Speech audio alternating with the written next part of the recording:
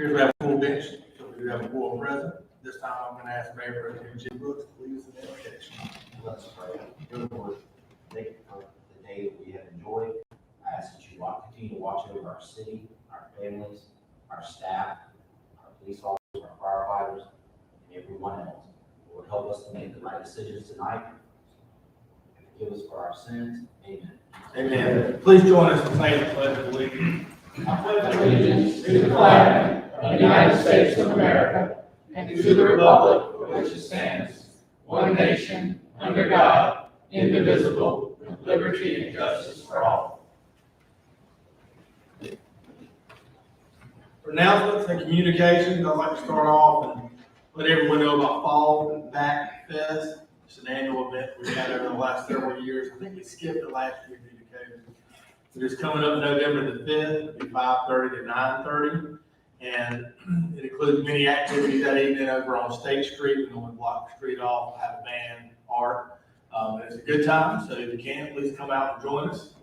I also like to let everybody know, last night, Councilmember Pringle and I had the honor of attending the 50th anniversary celebration of Dr. Jackson over at Brooklyn Baptist, and it was an absolute wonderful, wonderful service. The First Lady Dr. Jill Biden came. She spoke, gave an incredible testimony regarding her faith and the importance that Dr. Jackson and Robin Jackson have played in restoring her faith. It was well attended by folks from our community. I think most telling, there were probably 75 people who traveled from Philadelphia down from a church that he conducts an annual revival at every year for the past 18 years, with the exception of this past year due to COVID. And you just think about what it must mean to those folks if they're willing to make that trip to come down to celebrate him. We heard from people far and wide about the impact that he's had in their lives, and it was a great, great moment to reflect upon all of that church and him as a church leader has done for our community. So I want to take this opportunity to thank him for all that he's done for his leadership in our community. Moving down to the presentations and recognition. First item is 6.1. It's a resolution to award retired Police Chief Dennis Tyndall a key to the city. Madam Clerk, will you read it for me, please?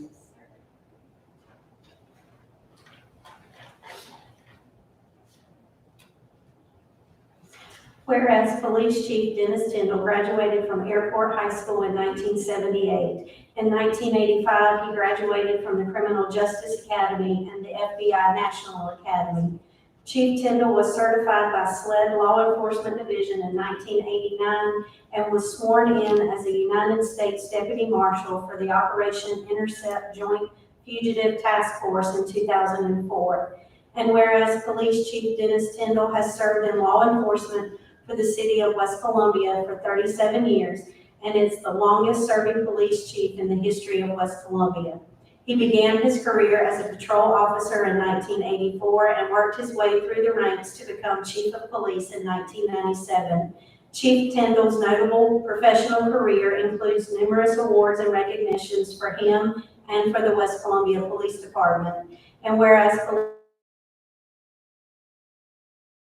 Police of the Year Award and the All-Tail Crime Prevention Award from the South Carolina Law Enforcement Officers Association in 2008. He was awarded the Strom Thurmond Award for Excellence in Law Enforcement in 2009. The West Columbia Police Department was awarded the Municipal Achievement Award by the South Carolina Municipal Association in 2007.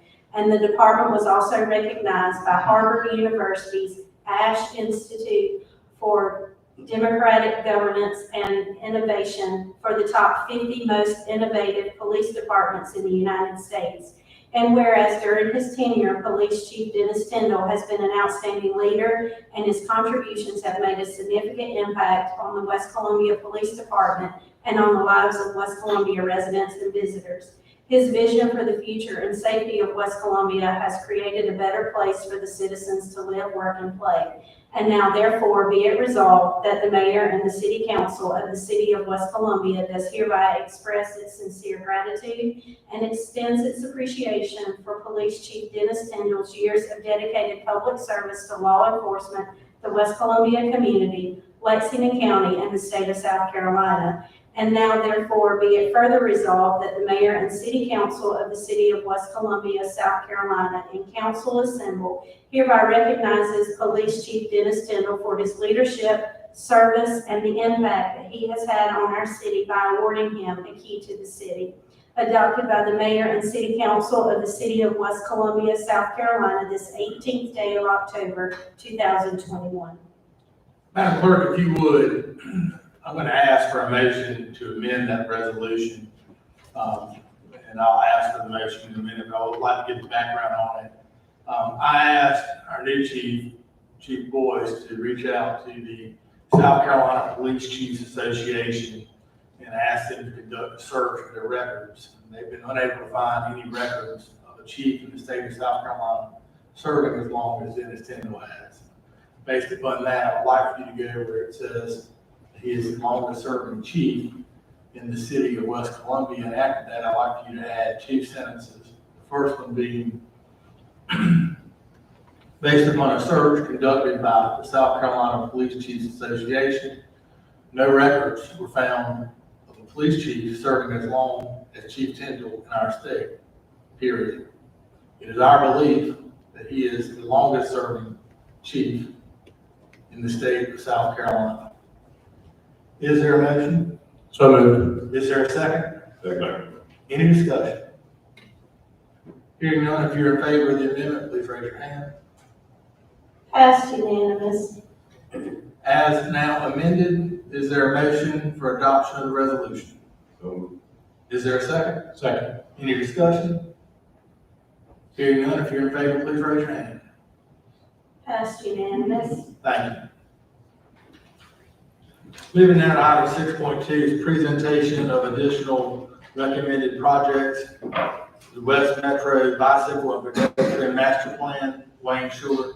Chief Boyce, thank you for reaching out to them and conducting that. Yes, sir.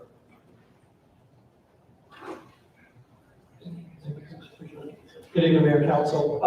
We wanted to bring some information to you, and then we'll be bringing a resolution to you at your next council meeting for approval. But just a little bit of background, back in 2018, the city participated along with the city of Casey and Town of Springdale in the West Metro Bike and Pedestrian Master Plan, which was contracted by Central Midlands COG, and that plan was to provide the municipalities with some readily identified projects for bike and pedestrian improvements within the municipalities. And those projects could then be fed into other funding or road improvement projects as guidance for bike and pedestrian improvements that the city had desired.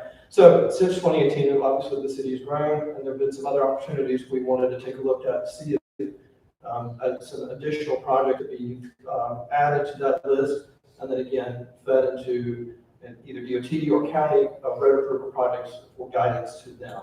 And so we conducted this. We worked with Central Midlands COG to identify an appropriate way to amend our list of projects that they then could take and work into their planning documents.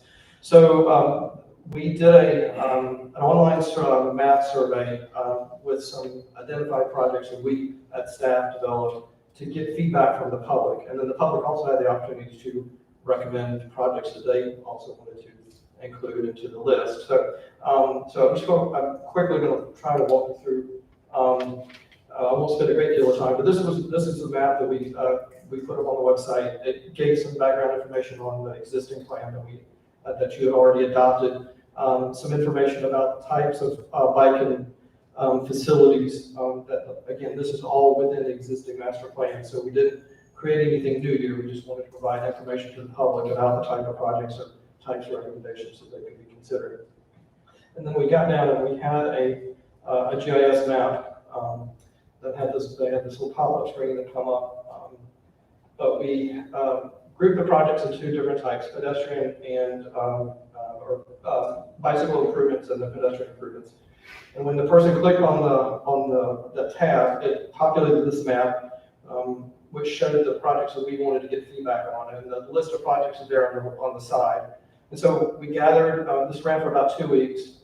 People were able to vote on or provide a like for that particular project if they like that project, and again, provide comments, and then if they wanted to have the opportunity to add to the list.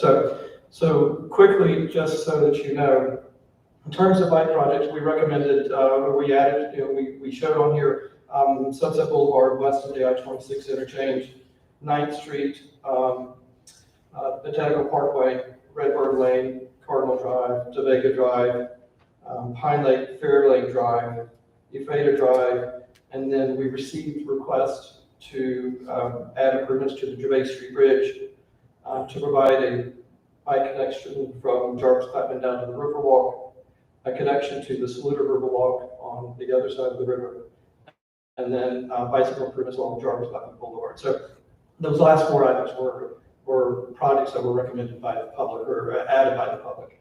And Sunset Boulevard, 9th Street, and Botanical Parkway were the top 3 requested items. On the pedestrian side, we had. Wayne, I'm sorry, what were the top 3 again? So Sunset Boulevard, and when the person clicked on the map, for example, let me go back to that real quick. When the person clicked on, so they had to click on the particular item to provide a vote. So for example, when they click on Sunset Boulevard, this is whoops. Sorry, I'm having difficulty with this. So this is the image they showed. So they clearly had an understanding that we were looking with the existing master plan. It recommends improvements to Sunset Boulevard east of I-26. So this recommendation extended that out beyond I-26 to I-20. So when a person clicked on that to see what it was, they got this screen, and they were able to provide a like and provide comments. So the top 3 the bicycle projects were Sunset Boulevard west of I-26, 9th Street, and that would be from Sunset Boulevard to the existing bike lane on B Avenue, and then on Botanical Parkway from Sunset Boulevard to the Botanical Garden entrance. Then again, we had some pedestrian projects we wanted to get some input, and so that map looks like this. And all of these were essentially sidewalk projects included. And for the top 3, I'll just give you the top 3, but you'll get the full list. But the top 3 were 9th Street, and that's essentially from B Avenue into Knox Avenue Drive. And I have contacted the City of Casey staff about that. And then a Duke Street, Seminole Avenue connection, and then North Lucas Street. Those were the top 3 for sidewalk improvements. So again, you'll get this list as part of the resolution. The COG has asked for an endorsement from the City Council so that they can work that within their planning projects. So you'll be receiving that next month. I would like to, if I could take just a couple more minutes. We're able to receive some comments. People were able to make some comments. A lot of comments we received were regarding the bike projects, and a lot of them were, please make them separated bike lanes. That's that's either with a concrete barrier or some flex posts, so they were separated from the travel lane. But if I could just read a couple of comments that we received regarding 9th Street, for example. One person, I use this route to bike to the avenues. This is a great choice for connectivity. It is flat. There's enough space to have a good bike lane or separated path. Also, is one of the best use of collision. It would be great to have a safe way to stop at the bridge and take pictures of the cities, specifically at sunset. Currently, I only use the route during the weekends because traffic is bad after work. it would be great to be able to cross Highway 378 and take 9th Street down to the Riverwalk. Regarding Sunset Boulevard, one person wrote, "Thank you for helping to ensure the safety of cyclists with an effective proposal." Another person wrote, "Yes!" Exclamation point. Mark, this would be a great safe bicycle route from Lexington through West Columbia and into downtown Columbia. Build it and they will come. Look at walkway and bicycle lanes across the dam. Always people use it. So I just wanted to give you some idea of what people were saying. And, so again, if you have any comments or want to give any feedback, please do so. But the intent is to bring a resolution to you back in November. When we go back to the comments you made about bike lane, that's the first thing, the bike lane going across your Bay Street Bridge, how in the heck they would do that? Yeah, so I did reach out to the City of Columbia staff, and that has been looked at from the City of Columbia side. So it is something they are considering, and there are some both some federal guidelines and some DOT guidelines that could make it feasible to do so. And it, again, it's something that City of Columbia has looked at, and I've been notified that it has been something that has been identified as a recommendation from our side as well. The other comment I would have is, I would like some more information when you come back. I don't know what the cop is looking at, but I think there's already limited space on 378 for cars. I don't know how you put barriers up without getting into a lot of money with right-of-ways and things like that. So I definitely would like to have more information about that. One of the things that I know it doesn't help much past on the other side of 26, but on this side of 26, maybe looking at bike lanes that actually go down through the neighborhoods versus putting them out on 378 might not be some improvement through there. I know I saw sidewalks on, I guess, Saluda River. Some of that may be a way to incorporate all that, because if they can secure right of ways with that, they keep them off 378, because you really can go almost from I-20 pretty much all the way down, I-26, sorry, all the way down to the Riverwalk, without even getting on 378 if somebody wanted to. So I think there's definitely alternatives there without putting those bikes into the 378 traffic that we see in the afternoons and other times. Yes, sir. I agree with you on that. And the reason we didn't focus a great deal on bike lanes, say within Westover Acres in this plan, is because the existing West Metro document already recommended some wayfinding signage through the neighborhoods as part of that process. And so there is an opportunity to do that. Absolutely, I agree with you on that. And that's something we can certainly look at a little bit closer. One thing that I talked with Mayor Benjamin about, and we had a few staff discussions, and I would like for our staff to follow back up with the reality that there's going to be a new mayor in West Columbia.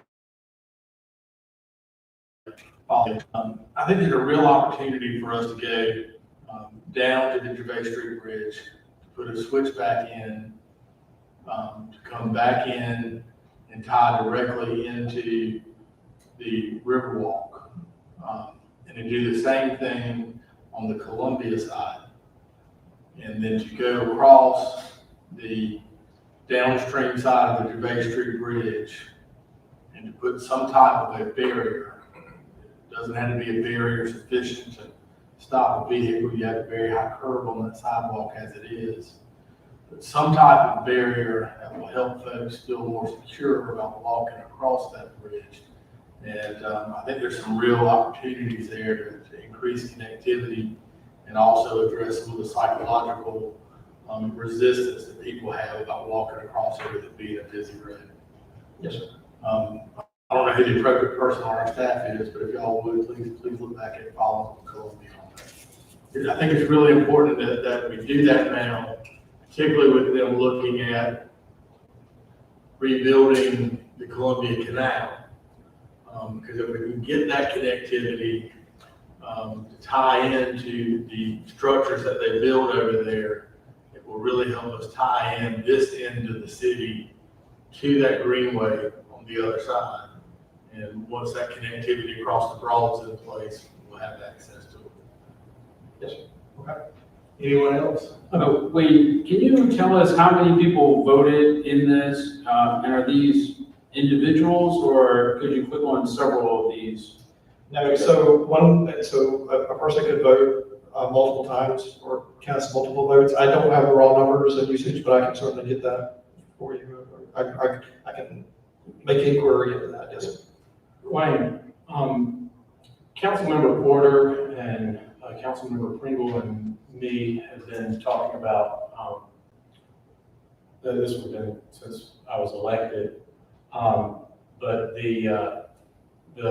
there's a lot of excitement around the idea that there be a connection between the Triangle City area and the zoo entrance with bikes. And if you did that, then there would be people in the avenues could get to the back of the zoo on a bike, but then also people in Salute Gardens could get to Triangle City, Meeting Street District, with a bike. And that's something that a lot of people were seem to really like the idea of.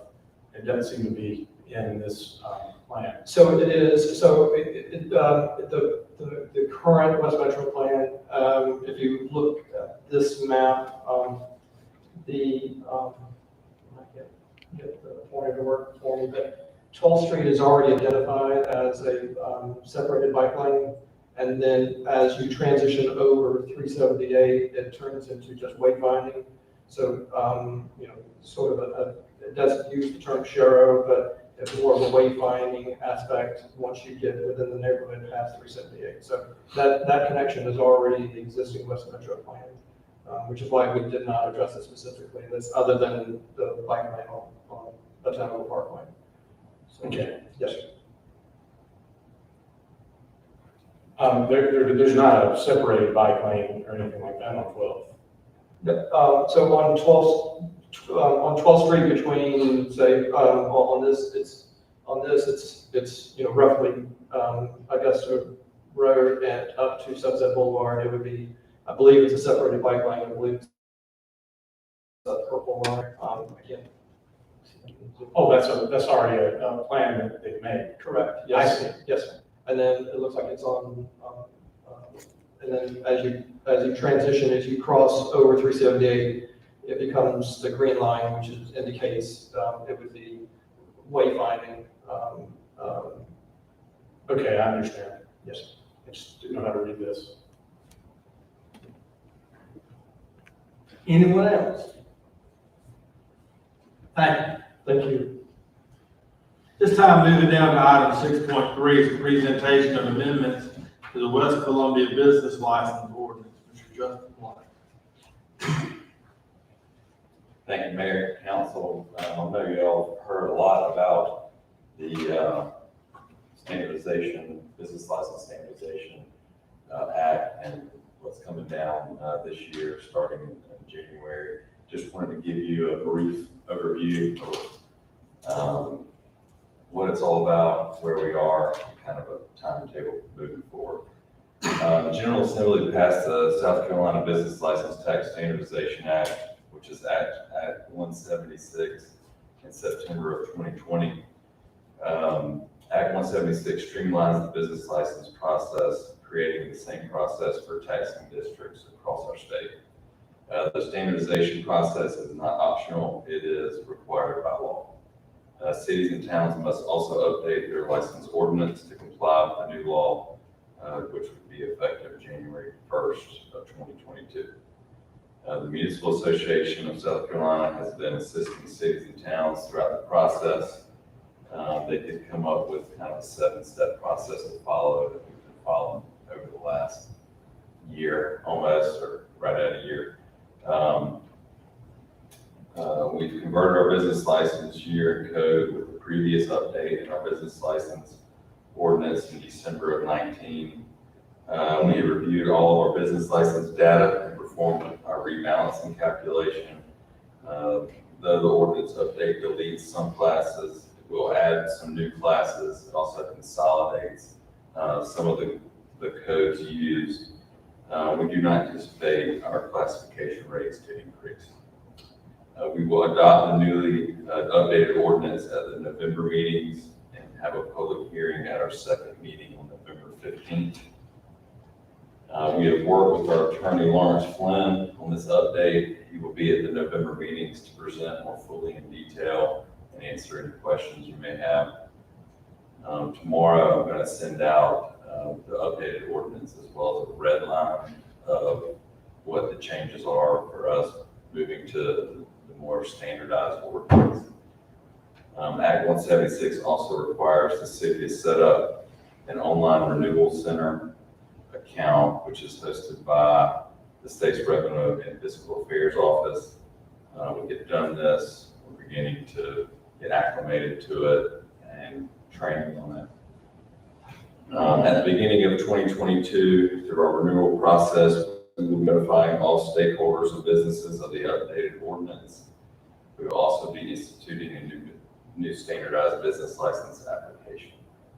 Any questions at this time? Did they end up going to a system where there's one centralized place for you to go handle all of your business license affairs for all the different taxing agencies and districts, or you still have to go deal with each individual municipality or district? It will be available for a business to go to one place, one portal, and use that portal. We will have our separate system as well, but we will allow businesses to use that portal and accept that. And is there a uniform date for expiration and renewal across the entire state, or Yes, you know what that date is by any chance? it'll be May 1st through April 30th. Okay.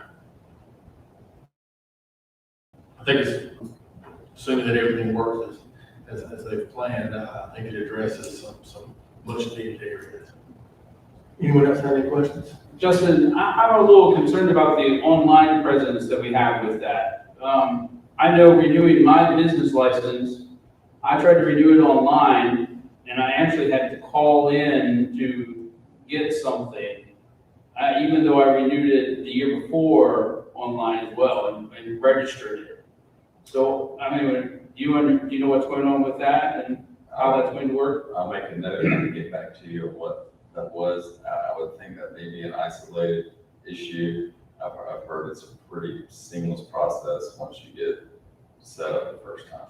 So your idea is that there is going to be no human interaction other than the website for the online business if they want to do that, right? I'm not going to have to call City Hall and get them to do something in order to update the website so I can pay the bill. You should not have to. I mean, they do have to be reviewed and approved before you can go through the process. I don't know if there was something with that specifically, but both our separate system and this portal should all happen online. The approvals can come through online. You should not have to contact anyone unless it's just an isolated incident. And how are we contacting every business? We're sending them a notice? We will, yes, sir, when we do go through our renewal process, we will send out a notice at that time of the changes of the ordinance and where to go to find out more information or who to call for questions if they have any when they are renewing. And every business will have to do a new application? Is that what I heard you say? Every year, that's a requirement. Every year, they have to do a new application. Which is what we do now, right? Correct.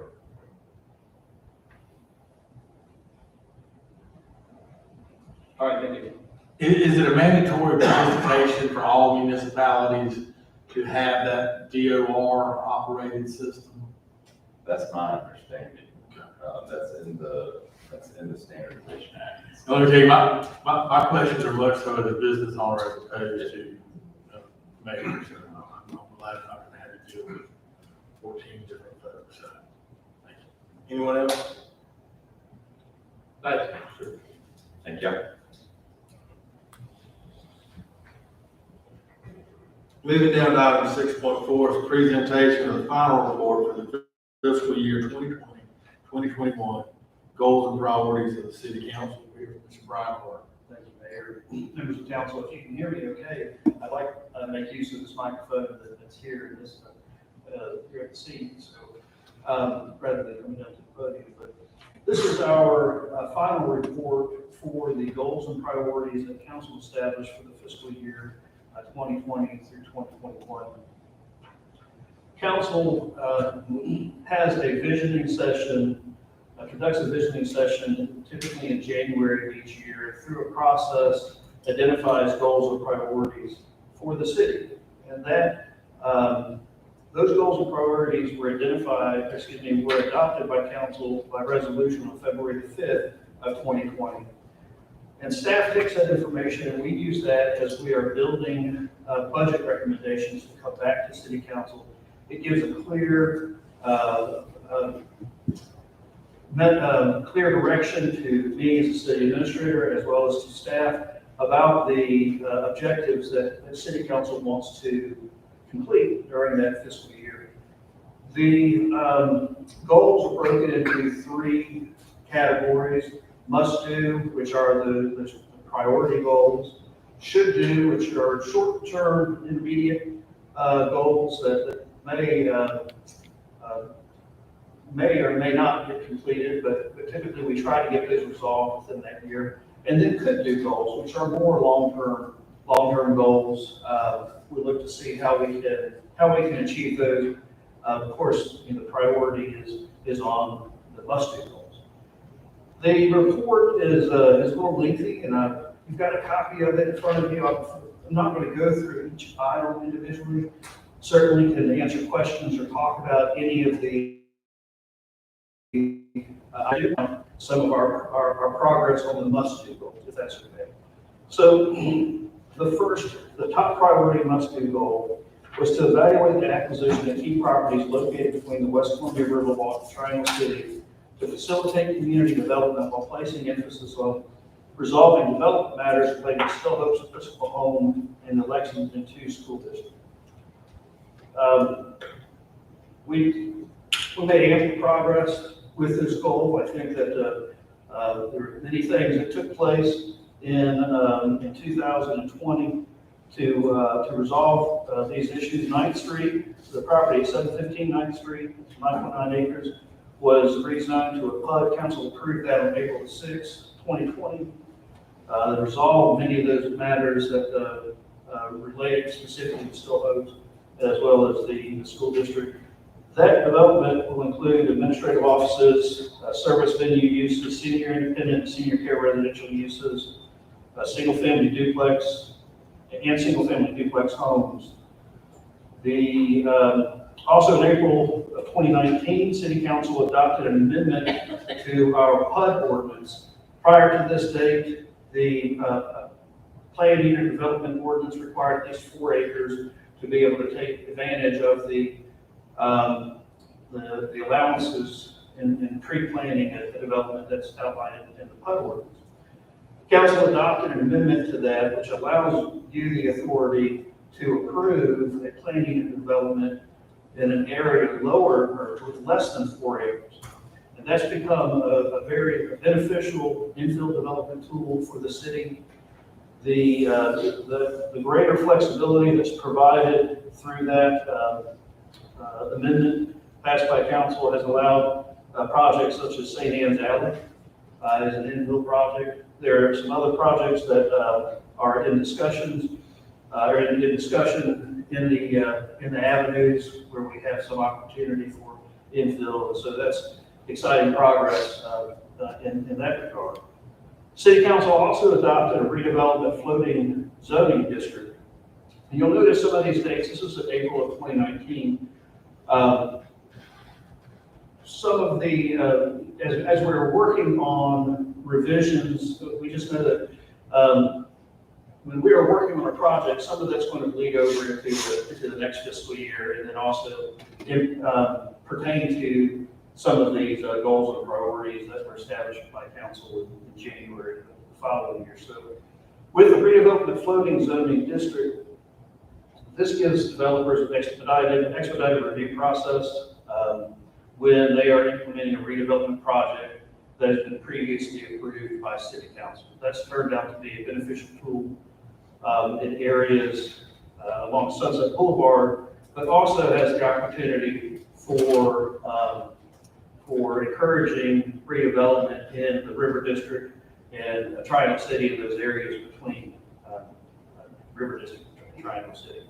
We're going to continue to monitor and research, look for properties that are ripe for redevelopment in that area, and we'll make reports to council along the way. The second must-do item is to expand sewer service on Sunset Boulevard, US Highway 378, in the area of Lockport Interstate 20 to facilitate economic development and provide service to in-city property. And this has been a long process. Started with trying to work with the COG on our 208 management approval.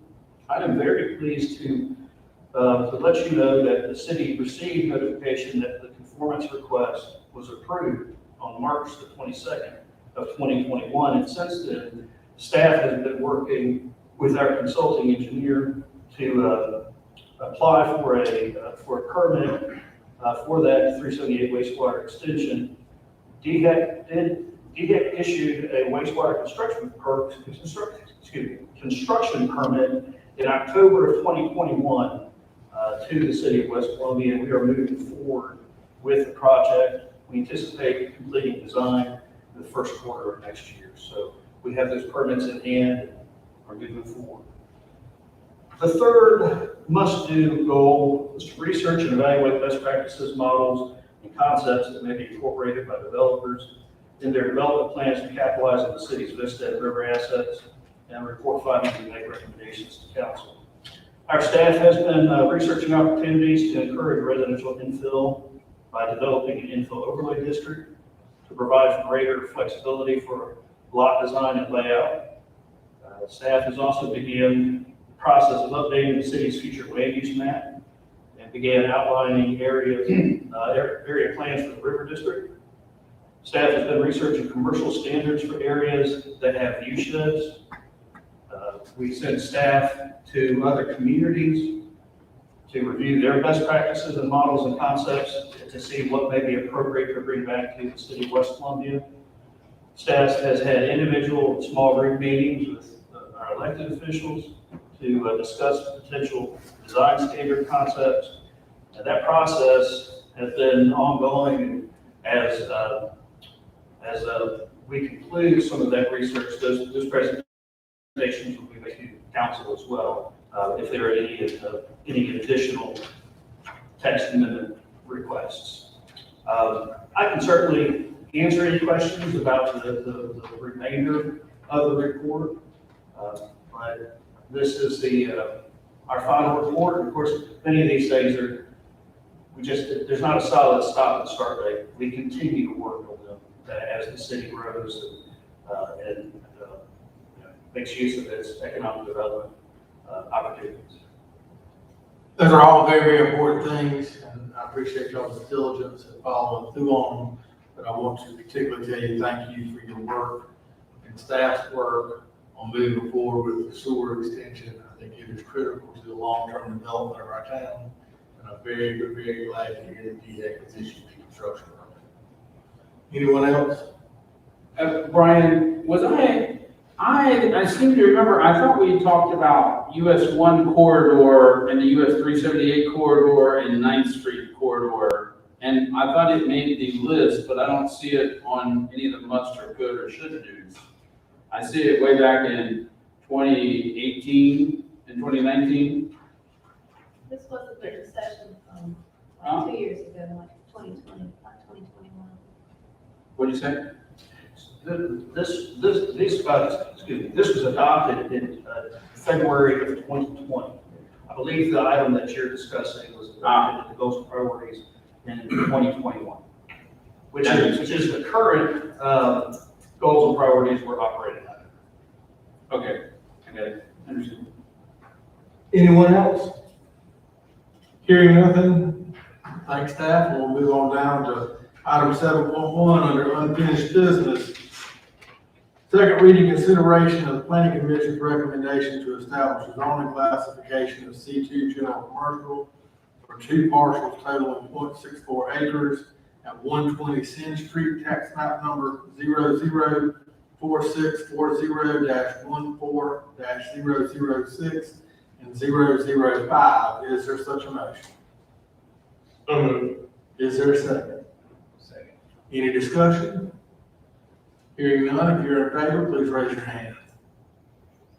Passed unanimously. Matter passes unanimously. Moving down to item 7.2, second reading consideration of the planning commission's recommendation to establish the zoning classification of C2 general commercial for one parcel totaling 2.43 acres at 3566 Sunset Boulevard, tax map number 004596-01-045. Is there such a motion?